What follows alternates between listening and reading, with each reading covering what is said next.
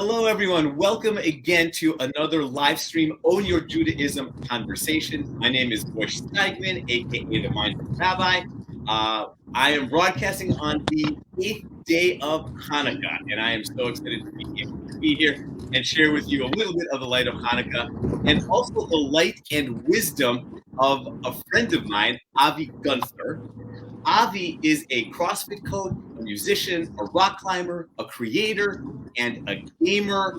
He is also a longtime friend of mine. We met in 1998 when Avi had the distinction or displeasure, I don't know, of being one of his students when I was teaching religious school up in Boston. We've remained friends along the way. And in particular, I'm also excited to have you here because of so much of the wisdom that you have and that you shared. I'll let you jump in one moment, and I'm not going to spoil the saying, but I want to tell everyone how it is that Avi came to be on the show. Avi, his wife Brianne, my kids and I, my girlfriend Shara, we have been playing D&D for a number of years, a number of months in the COVID world, and at one point, Avi had a wonderful, wise saying, which I'd never heard of it before. And I have to tell you, Avi, I've been thinking about it and using it so much since you said that.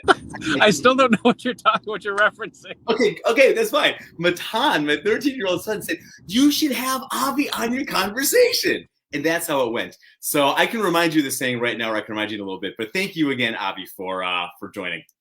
Absolutely, my pleasure. So the saying that you had is, instead of using the word have, you do it. Yeah, turning have-tos into get-tos. Yeah. So yeah, I know it's not necessarily a Jewish thought, but tell me about that saying. Like I said, that has been resonating in my head. I've been using it every day, multiple times. Oh, I'm so glad. I think it's such a powerful shift in mindset. But yeah, I mean, what it means to me is, we, without thinking about it in our everyday lives, talk about the things that we have to do. But if we were to really think about those things, like going grocery shopping, dropping our kids off at some after-school program, or going to school ourselves, we're all super duper lucky to be able to do those things. So, we don't have to do them. We get to. Yeah, I love that. I have no idea if there was ever a Jewish connection, but one of the main themes in Judaism is gratitude, right? Yeah. We're supposed to wake up every day and be grateful for the thing, just appreciative of the things that we take for granted. And I think your phrase is a perfect encapsulation. So, cool. So thank you for joining. I'm glad you're here. Me too. I'm sorry that I'm in the car. We got caught behind an accident on the way home, and here we are. We're making it happen. It's one of the wonders of technology, right? Yeah, it is pretty remarkable that we can even do this. Yeah. So, Avi, tell me a little bit about your Jewish life. Sure. So I grew up in the conservative movement in around Boston, where we met. So throughout my childhood, it was going to synagogue every Saturday. Hebrew school twice a week with some really incredible teachers. And Judaism was way more a part of my life at summer camp. I went to Camp Ramah, New England, where we had some really incredible Rosh Hashanah as well.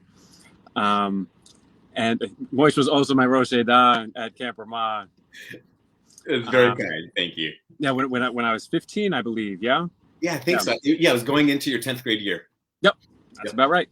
Yep. And I feel like my experiences, especially at camp, were extremely formative, and all happened through a Jewish lens. Getting into my young adult life, when early 20s, really trying to eke out an existence period. I definitely fell out of Jewish practices, but now that life has calmed down, 15 years later, oh my God, my wife and I are figuring these things out, and how we want Judaism to be a bigger part of our lives. Well, if I could follow up on that. Well, actually, I want to hear a lot more about camp because you really emphasize, how camp is a formative experience, partly in the Jewish world and partly because it seems like it was a personal formative time for you in a Jewish environment. Yeah, absolutely. First and foremost, I think just living with your peers is amazingly powerful. In just learning how to socialize, learning how to form those bonds, and it all happened, like I said, through a Jewish lens, where every morning we're up and praying. This was not a part of my life at home at all. After every meal, we're benching. Every Friday, we're singing all these songs on Shabbos together. And like these things, aside from just living with each other, doing all of these things, singing, praying, eating Jewish meals, make those bonds that much stronger. And especially as a young person, especially as a teenager or tween, I guess is the phrase, you're first discovering how to do those things, how to build those connections, and having done that in a Jewish space was very impactful on me, and it's still very much a part of me today. It's still is something that I find that I chase, that sort of togetherness, that sort of environment. It sounds like you're emphasizing another Jewish value, which is community, right? In many ways, religion is a very personal choice. What you choose, what you believe, what you practice, what you choose not to do, what you choose not to believe. In Judaism, it is. Right. Well, in Judaism, right. And one can live a meaningful Jewish life independently, but you're really emphasizing the value of community. It's one thing to do something by yourself, it's one thing to share it with peers, with friends. Can you talk more about continuing to chase? Continuing what? You said that you continued to chase that. Yeah. I feel like I didn't start to chase it per se until I lost it. So I think in college, when I lived in an apartment building that was basically a dorm without any RAs, I had I had a similar situation, because it was just a bunch of kids living together. You wanted to go see your friend, you went downstairs, and that was that. And it was a similar situation at camp. And since then, in adult life, as I'm sure you know, it's different. It's really different. Even if you're close with the people with whom you work, it's not the same as eating all your meals and living in the same space as them.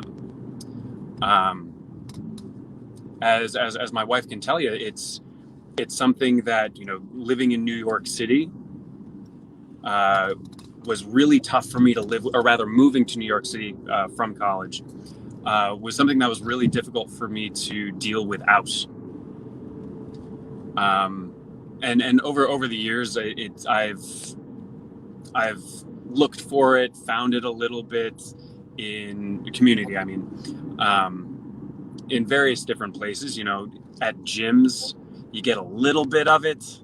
Obviously not the same, but everybody's high on endorphins anyway, so there's that oxytocin release for sure. But it's a definite struggle, I would say. You talked about the impact that synagogue had on you, going to services regularly, religious school, suffering with religious school teachers and camp. What, if any of those teachings or values or lifestyles or practices have you carried forward with you? I think I don't want to I don't want to sound hubristic about Judaism, but I think something that might be a little unique about at least my Jewish upbringing was the emphasis on critical thinking. And I say this having talked to a lot of my friends who were raised in other religious environments, where they specifically, I'm trying not to paint with broad strokes here, but anecdotally, Yes. Like they weren't taught to question or think about their respective dogmas. Whereas in Judaism, that's kind of all we did. It's like, here's this text. What do you think? And just the fact that we got asked as kids, what do you think? It has been something that allowed me to do so, and foster that as something that's as an important thing to do in your everyday life, not just with religious teachings, but with everything we got going on in our lives. Yeah, I love that you're talking about that, because I think in general people often think of religion as telling you what to do, telling you what to believe, those things, and and that religion has an impact in the religious world in which you live. And you're talking about religion actually creating a mindset and approach to life that goes beyond the faith practice, right? Absolutely. Yeah, I love it. Thank you. But it is something that has taken a lot of friends of mine by surprise when we've had this sort of conversation, talking about our respective religious upbringings. There's been it's been met with a whole lot of, wait, you did what? you got to like pick and choose what your religion is? Yeah, man, absolutely. Yeah. Has that felt freeing for you, or has that felt almost, since it's so open, you can do what you want and you're not really tied to anything? No problem. Yeah. So the idea that you've been able to pick and choose in Judaism, is that a freeing notion? Mm-hmm. Is that a freeing concept, or has that almost made you feel untethered, right? Because you could almost be anywhere at any time. No, definitely not the latter. I think an incredible thing about Judaism is that tether is kind of unbreakable. The tether to the community, the tether to the culture, that ain't going anywhere. And I mean, my parents' friends, they know that I'm not super religious. They know this, but they don't care. They couldn't care less about that. I think you broke up for one moment, Avi. I know you're in the car, and thank you for finding a way to join. No. My contractor, who's right there, keeps calling me. My wife will stand him off. You're saying that your friends couldn't care less that that you said you're not super religious. Yeah, that's completely not an issue. Because again, I don't think that's again in the community in which I grew up, that's not what was taught as important. The person themselves is what matters. Nobody's getting excommunicated for not practicing, or not showing up on Saturday. It's just not happening. So it is the opposite. It's very freeing to know that I can pick and choose, and I can take part in what I want, and I will be welcomed. And I can say, no, I'm good. I'm good with that when I don't want to. I mean, the two high holidays, I love the ones that fall close to each other, Rosh Hashanah and Yom Kippur. I'm not a big Like the whole, you know, be doesn't sit too well with me, but the practice of slichot, I love that. Absolutely love that. So when I go to those gatherings with my parents, with the community in which I grew up, I don't go to Yom Kippur, not an issue. And I don't feel badly about, or rather, I'm not made to feel badly about that. And I think that speaks volumes to the community that effectively raised me. Yeah, that's a beautiful testament to it. And I want to come back Mm-hmm. to it, to something you said. Just so you know, we're also live on Facebook right now, so people are Yeah. viewing there. And there's a comment from Shara Cherniak from something you said before. I so relate to that too. Talking about that was also my experience in Judaism. It taught me Mm-hmm. that questioning everything is an important and valuable Yeah. endeavor. So, Yeah, absolutely. and actually, Shara just posted again. That's beautiful. That Judaism is an inclusive and welcoming community. You're not outside the fold whenever individual Yeah. practices or beliefs, whatever you adopt, you're always considered part of the Jewish community. So, yeah. Yeah. You know, one of the things I often say is that Judaism really should be meaningful and relevant, right? Because a Mm-hmm. lot of when religion or faith is prescribed, they tell you what to do, they tell you what to think. To me, I feel a disconnection. It feels inaccessible, and then I think like the shame comes in. You know, we hear in Judaism all the Yeah. time or people say like I'm a bad Jew, I'm a bad Jew, I don't do this, I don't do this. I hate that. I hate it. I'm working on writing a book, and one of my Yeah. chapters is called like there's no such thing as a bad Jew.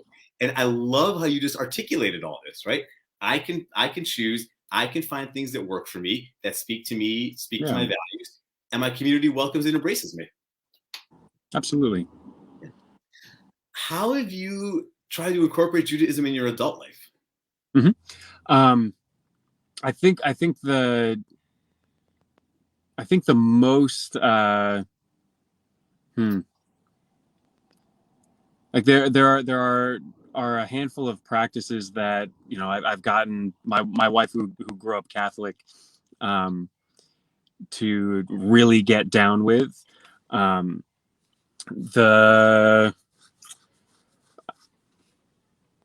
the traditions of Purim and you know the giving of small gifts to family and friends, you know, doing something active like baking. This is something that I grew up doing with my mother. We would you know, spend days too long. Like in retrospect, it's like, all right, you know, spend a few hours, but like that's it. We got other things to do.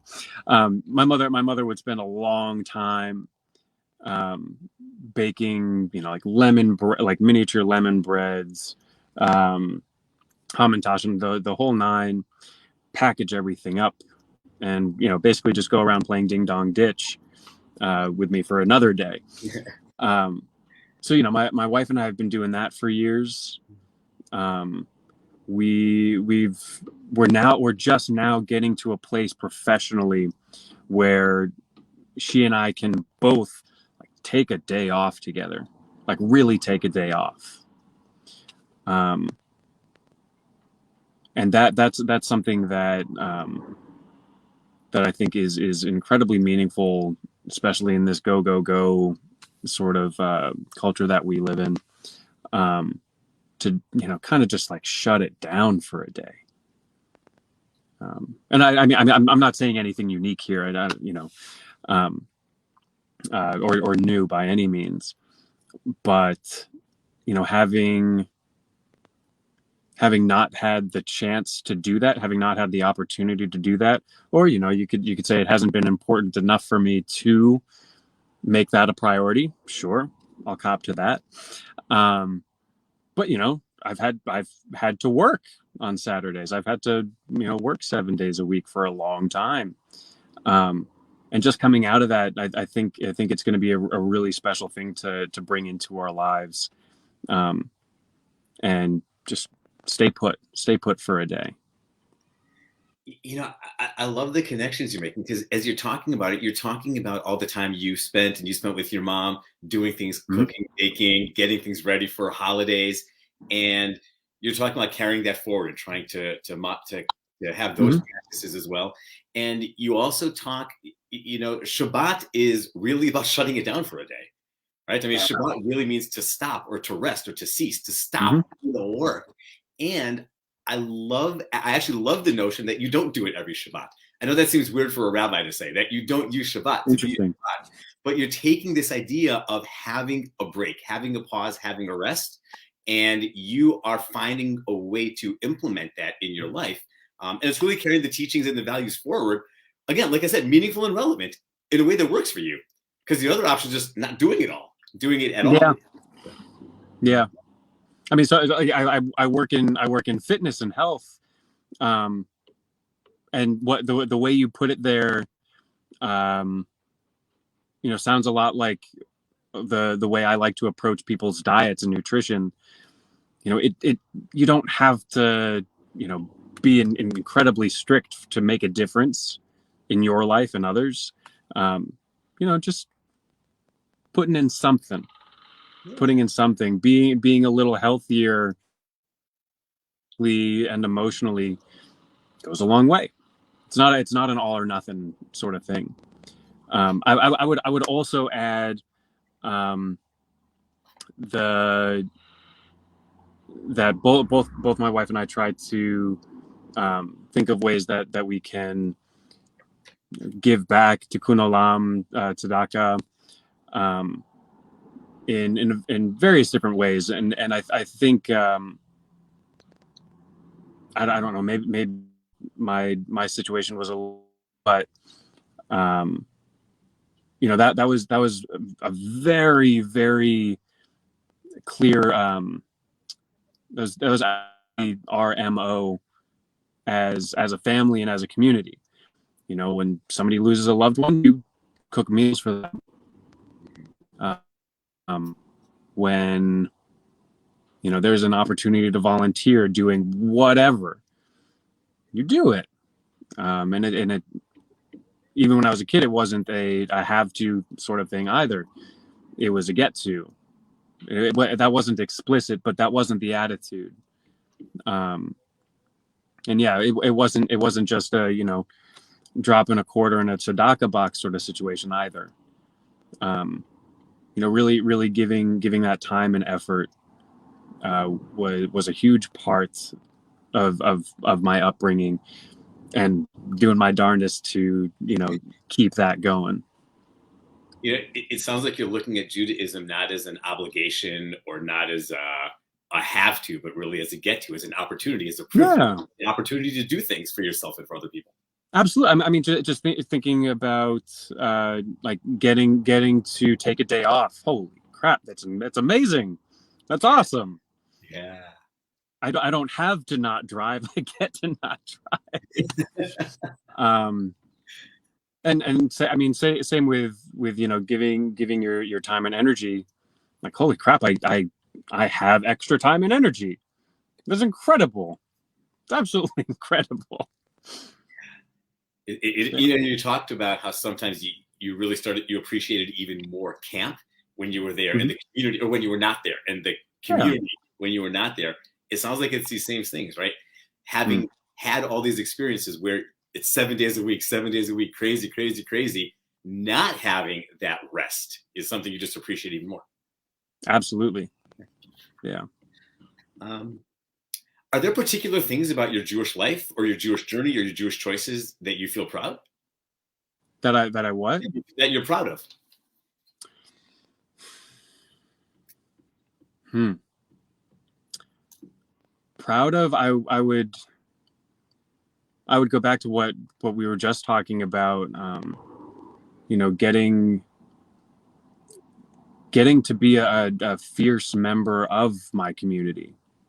Um, and being able to take care of people, which again, like, it's not completely unique to Judaism by any means.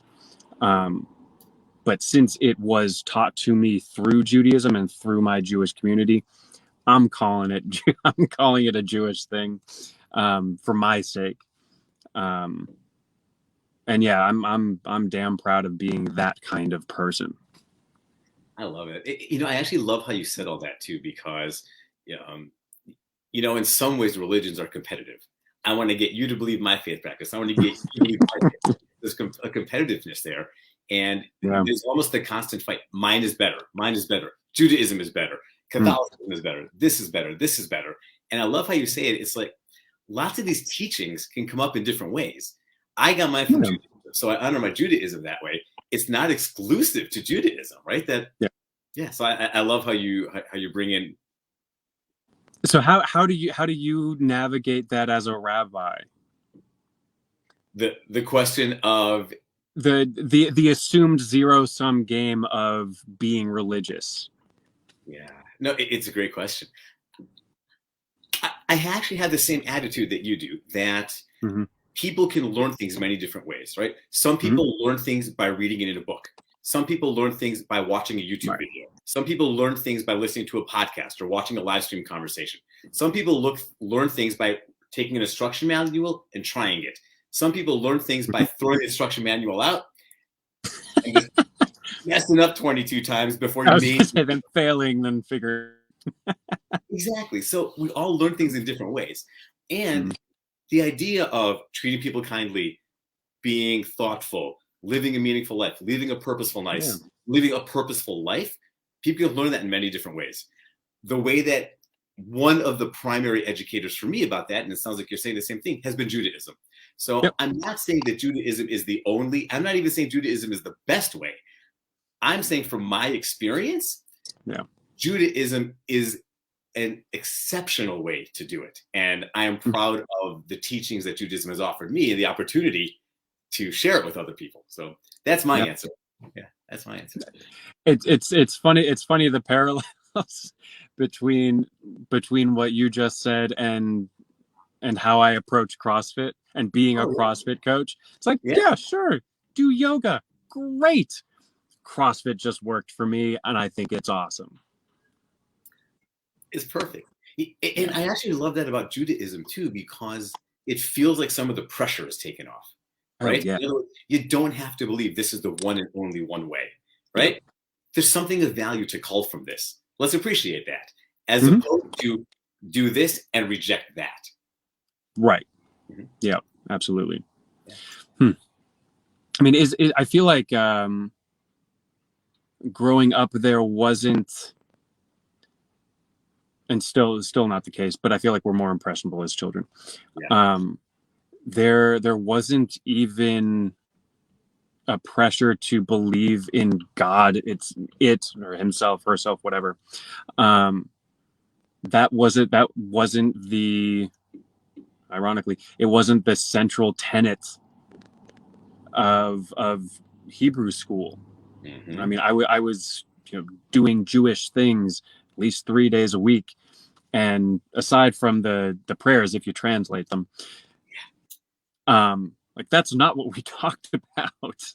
Yeah. This is also a chapter in my book too. But Judaism is religion predicated on behavior, on actions, not on faith and belief, right? It's not that faith is unimportant. It's not that training your mind and your consciousness to look at things a certain way and to react a certain way. It's not that those are unimportant, but you get points for the things you do, right? In other words, it's the thought that counts is not really a Jewish concept, right? Yeah. Let's figure out what you do and how can Judaism help you get there.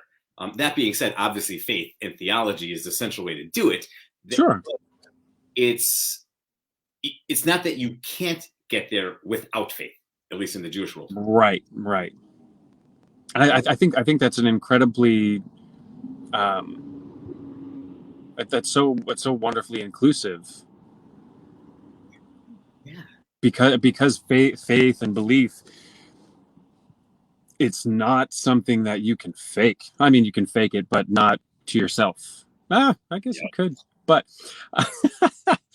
but yeah, like I would imagine if that had been the way Judaism had been discussed, I mean, you knew me as a teenager. I would have been out. Yes. Out. Yes. Yeah. Yeah.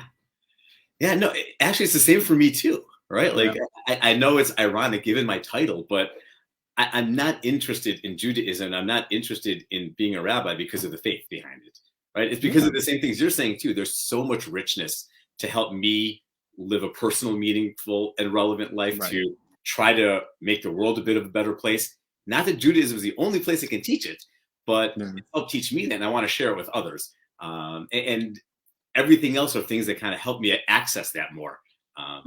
Yeah. You know, I don't want to put you too much on the spot, but I recall a few weeks ago or something at one of our D&D sessions that you were talking about a Shabbat prayer that you wrote.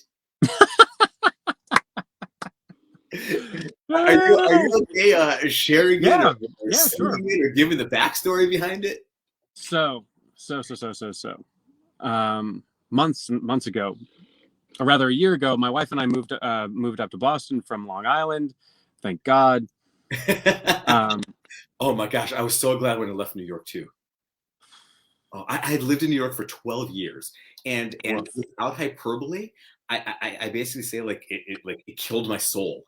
And I remember when I left New York. Oh, this is another connection point. So for everyone listening, after my then wife and I were leaving New York and moving to Milwaukee, we had two cars. I drove my car from New York to Milwaukee, and we needed someone to drive the second car. So Avi, you drove our second car from New York to Milwaukee. But I was thinking the story, like I'm leaving New York, driving over the, you know what? I think I've repressed even the name of the bridge on the Upper West Side. Doesn't matter. Right. But I was driving over the bridge, going into New Jersey, which is not much of an upgrade. But I was driving out of New York, and you know this like cliche scenes in movies where you see something in your rearview mirror, and you're like, that's in the past, right? Yeah. I'm driving over the bridge, and I'm like, finally, I don't have to I don't have to live in New York. No. There are exceptions. Okay, that's one of them. So sorry to interrupt. You're leaving New York, finally leaving Long Island, moving back to Boston. So yeah, we moved back up to Boston. You know, one of the reasons to make the move, one of the many reasons to make the move. And my parents live here. Most of my siblings live here as well. You know, getting to spend more time with them was a huge motivator. And you know, getting to have Shabbos dinner with my parents, they're 13 minutes away, was really wonderful to be able to do. And this was before. It doesn't matter. So we're sitting out on my parents' patio a few months ago, and my wife was saying something to my mom about how, you know, like, oh, we should have you over for Shabbos. Oh, but we don't have candlesticks or anything like that. And I just see this everything goes to slow motion, and I know exactly what's about to happen. And my wife is completely oblivious. My mom, she goes, we can get you some candlesticks. That would be lovely. I'm like, all right, we're going candlestick shopping. So my sweet parents, my wife and I, we go shopping, of course, in Brookline for candlesticks. We pick out this beautiful pair, and we bring them home. And my wife and I, we set them on the table, and we're talking about it. I was like, man, you know, we don't light candles on Shabbos very often. Again, most of the time, both of us are working anyway, and you know, I'm neither of, well, she's not Jewish, but I'm personally not a huge fan of the generic prayers. Like the blessed are you, Lord our God thing, not my vibe. The way I see it, there are more meaningful words that I could be saying. So through that conversation, I thought it would be really nice for us to write a family prayer. Sidetrack or side note. I've also been running a really, really long D&D campaign, separate from the one with Moish. And this was like, I started coming up with this stuff mid-pandemic when, again, I work in fitness, so I wasn't working in fitness. And long story short, I kind of created a language. So there's that. Back to the prayer. I thought it would be a cute idea to not only write the prayer, but translate it into that language. So when our non-Jewish friends came over for Shabbos, we could just say this prayer and they'd be like, it's Hebrew.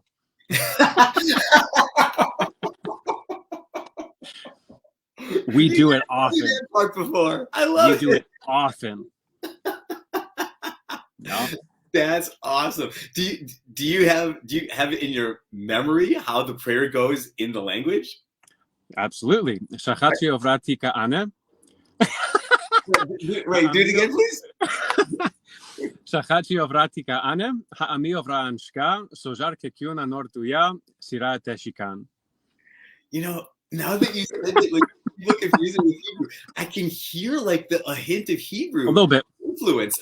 There also seems like a Russian influence. I'm not much of a linguist, but I can hear like Hebrew a couple of times in there. That is awesome. Yeah. And you just don't tell them it's a different language, right? I love it. Shabbos. I love it. Would you translate it though, please? What's the name of the language? Oh, so it's Tanek. It's the language of the people of Tanot. There's too much history to discuss there. So for those of us in the world who do not speak Tanek, and I think that's everyone except for you and your wife, would you more people speak it, or just the two of you? No, like we converse a little bit together, which is hilarious to me. We're just going to do another live stream conversation, just recording you and Brienne talking in Tanek and see what happens. Sure. I'd love to see like the auto captions that are going to come up if we do that. Yeah, that ain't going to happen. But would you translate that, please? Yeah, it's loosely translated. It's a very old language, so some things don't go directly naturally. It means work for what's important, savor what you have, learn in order to improve your world, and love with all your might. I've heard this prayer before. Actually, I took notes when you sent it to me one time. I have it, and just now as you're sharing it, what jumped to my head is that this is like a modern text from Pirkei Avot.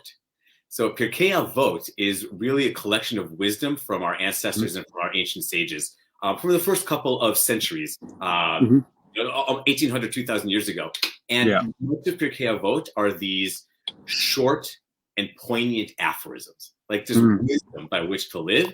And I could see this, Rabbi Gunther, being in the modern tradition of Pirkei Avot, right? Avi Gunter used to say, right, work for what is important, savor what you have, learn in order to improve your world, love with all your might. Like that's like a modern entry into Pirkei Avot. So I love it. I would be honored to be included.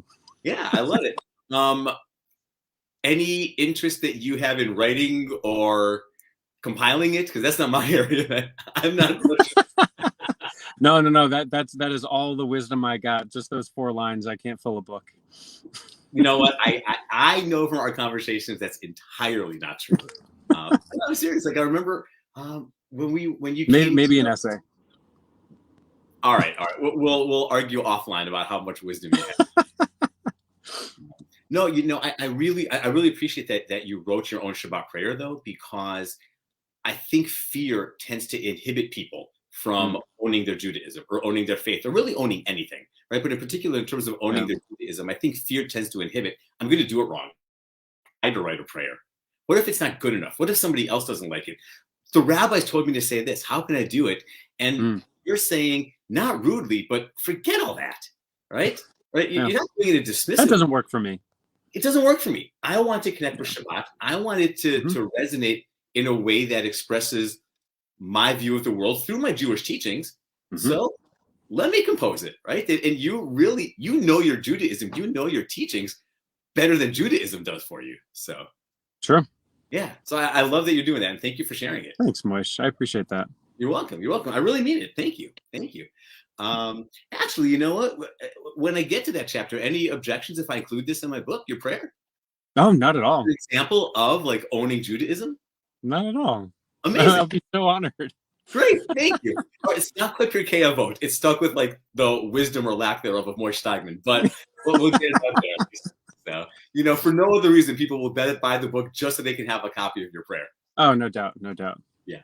Awesome. I'm still working on getting somebody who's more artistic than I to develop an actual alphabet. So stand by. Oh, cool.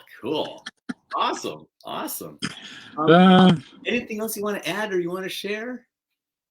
I would love to know. Well, you probably have shared a lot of these things on previous episodes, but I would love to hear your thoughts on a lot of these things. Maybe we can do that offline if that suits the format best. No, this is great because you know I purposely chose for this to be a conversation rather than an interview or rather than a presentation. And I think I appreciate that you're asking me questions because a lot of times the focus should be on the guest, right? People get to hear me through other videos, through writings, through things that I do. And I really want to bring other people's Jewish journeys and stories before. But the idea is for it to be a conversation. Yeah. So I appreciate the dialogue. And the other nice thing about the digital world is, you know, people can listen when you talk, and when you're going to start asking me questions, people can sign off. You're all good. But, so mostly, I think my biggest question for you would be, as a rabbi, or rather, how you make Judaism your own? When, as a rabbi, I would imagine there's a whole lot more pressure on you than there would be for someone like me to conform to XYZ. That's a great question. Thank you for asking. How is that for you? You're right. It has, especially early on in my rabbinate, it was a really, really present tension, because even in rabbinical school, I already knew that I felt disingenuous living the Judaism that, as a rabbi, I was supposed to live. I even knew it my second year in rabbinical school, that there was just a disconnect and disingenuity.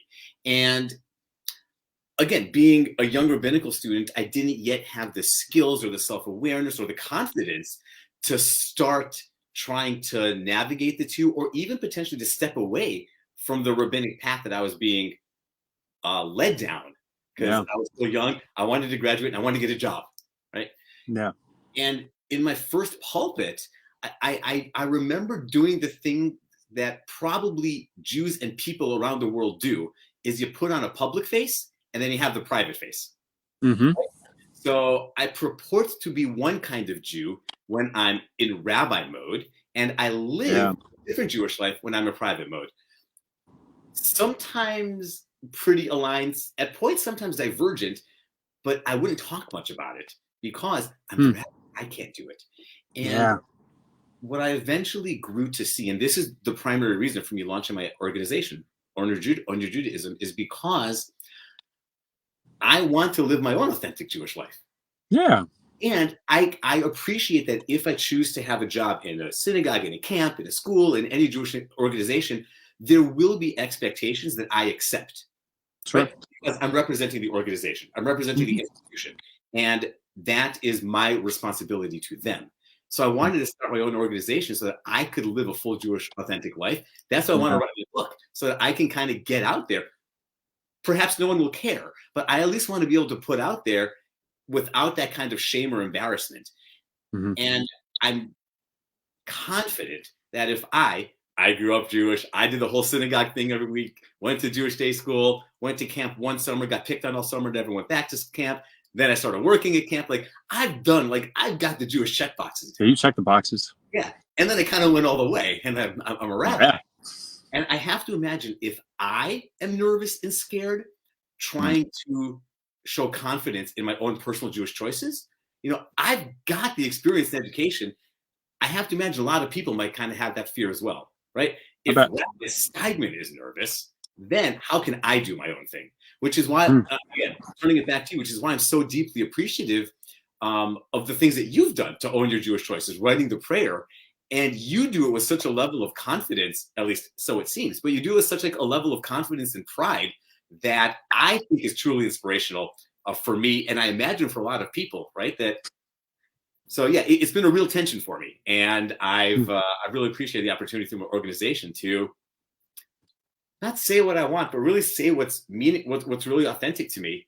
And I don't have to worry about representing someone else or something else and casting a poor light on them.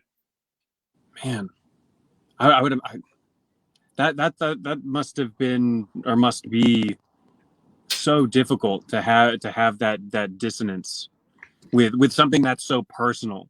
Yeah. Whew. And it would weigh on me because I am so deeply impacted by Judaism, and I want to share that impact with others, and I do that fully. And there were times when I would also share the impact of Judaism that I thought it was expected of me as a rabbi to share with people. And that didn't feel sincere, right? I was misrepresenting myself, but I was kind of misrepresenting Judaism. And I almost feel like I need to apologize, not just to my community, but also to Judaism, because I didn't give Judaism enough credit in my younger years, in my early rabbinate, to be flexible and to really meet different people where they are in different ways. And I've grown into that a lot professionally.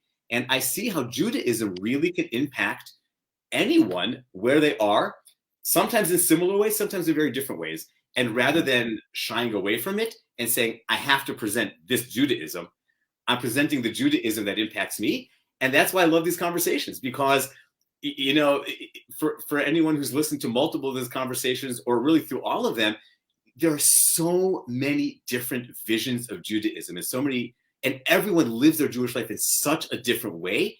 I love it. Like, this is what I love about Judaism, that all of my guests on the conversation, you and I can have different or similar experiences and express them in such different ways. One thing that I rewrote is the traditional blessing for children on Shabbat. And it starts, starts to Simcha Elohim Ephraim V'chi Menashe. You either bless your children in the name of Ephraim and Menashe, or you bless your children in the names of Sarah, Rebecca, Rachel, and Leah. Right.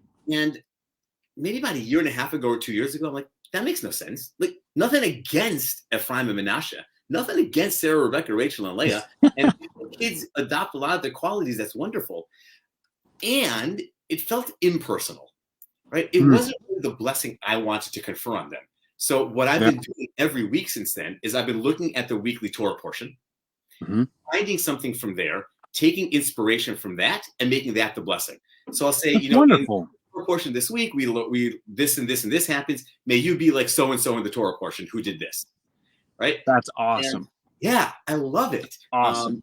And even though I'm a rabbi, I spend usually less than a minute, right? Which might be impossible to believe, but I spend less than a minute. It's not like a 25-minute thing, but then it's personal, it's meaningful, and it's a real aspiration for my kids. And it gives them something to think about too. Exactly. And I love doing that. And it's not that the traditional words are bad or irrelevant or inconsequential. It's not that I'm telling someone else not to use them. It's that I think Judaism opens up these opportunities rather than closing the doors. I think that's also beautiful because it gives you a chance to be intentional about your parenting. Yeah. Yes. Saying to them, oh, may you be like so-and-so because of X, Y, Z. But you're also kind of like writing yourself a subconscious note that says, yeah, I want to foster those characteristics in my children. And you're doing that every week. Yeah. That's freaking great. Yeah, I love it. I love how you said that. That's and awesome. I don't think I fully appreciated the subconscious benefit for me. And I'm really glad you named that, because I'm going to reflect on that. Not this Friday with my kids, because you're right. Like, I'm almost giving myself that same blessing. May you be the kind of parent who can model and inspire your kids to do this. So absolutely, you're almost like living ethical wills. right? When I'm doing them, like this, Yeah. is imparting to my children what I think is important. Right? Mm-hmm. I'm not demanding they do it. Right? Sure. They're going to live their lives, but at least it's another way for them to hear what's important to me. So, Yeah. yeah. Thank you.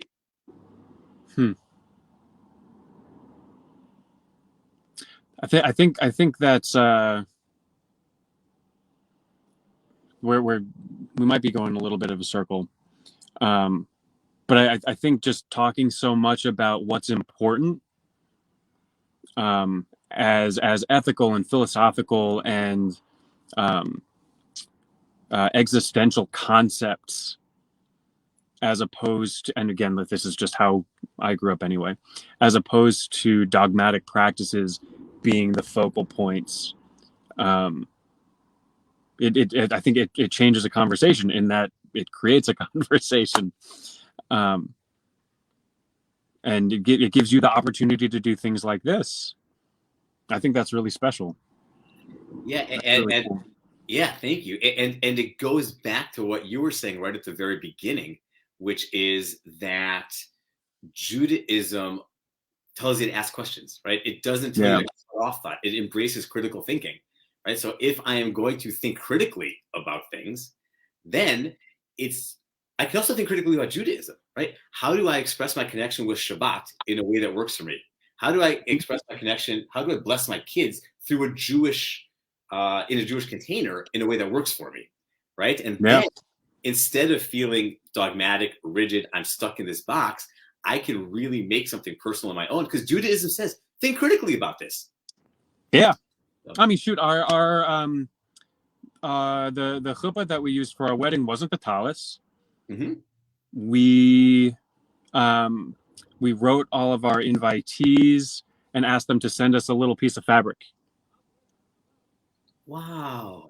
And originally we were going to just, like sew the squares together, and that would be that. But my wife, being a mad, creative, insane overachiever, she had the brilliant idea of cutting everything into specific shapes to create a collage. Wow. So we we have this 11 by 7 foot scene made by all these little pieces of fabric that people sent. Wow. Which, in retrospect, is so cool that we had the thought to do that. I think it's pretty amazing that we now have this artifact from all of these people that created our household, if you will. Wow. I love. I completely forgot about that. Do you have it hung up, or do you have a picture of it or something? Definitely a picture. We don't have walls that big yet. We're early millennials, man. We're doing our best. If you have a picture and you're comfortable sending it to me, I'd love to send the picture in the email. Yeah, absolutely. Or post it here too. That's amazing. We had to. I remember we had to make sure to find 2 poles that were much larger than the back poles, so that it could be angled up so that people could see it as well. Yeah, what a trip. That's amazing. Please send me that picture. We'll do. Yeah. So Avi, thank you so much for coming. Thank you for your time, for your thoughts, your wisdom. Thank you so much for having me. This is great because I got to spend the second night of Hanukkah, like early night of Hanukkah with you, because a week ago we had another D&D adventure. We lit candles by Zoom together, so I got to spend early Hanukkah with you. And then we killed dragons. You have not killed a dragon. We're trying. There you go. I wish you the best of luck. And I now get to spend the last couple hours of Hanukkah with you too. So thank you for your time, and thanks for spending Hanukkah with me. My pleasure, Morse. Thank you. You're welcome. And thank you for your flexibility. Once again, for people joining late, Avi got caught in traffic behind an accident.